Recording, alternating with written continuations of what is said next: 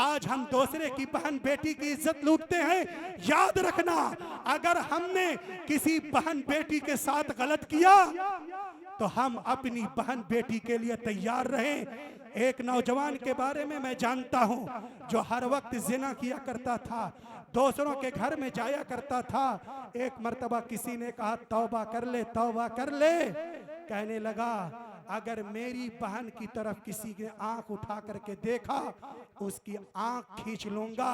अल्लाह की शान, एक हफ्ते के बाद उसकी बहन राय फरार इख्तियार गई। अगर दूसरों के लिए कुआं खोदोगे तो तुम्हारे लिए पहले से खाई। इसलिए स्कूल टाइम पर कोई नौजवान स्कूल के पास न जाए, कोई फेसबुक पर या व्हाट्सएप पर या इंस्टाग्राम पर नाजायज ताल्लुकात कायम न करे।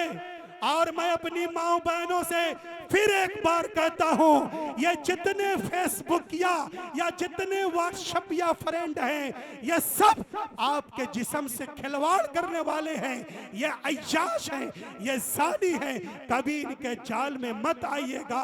और मैं नौजवानों से कहूंगा, इज्जत के साथ शादी करो और अपने माँ बाप से कहो कि हमारा रिश्ता कर दें। और माँ बाप की भी जिम्मेदारी है कि माँ बाप अपने बच्चों का ख्याल करें।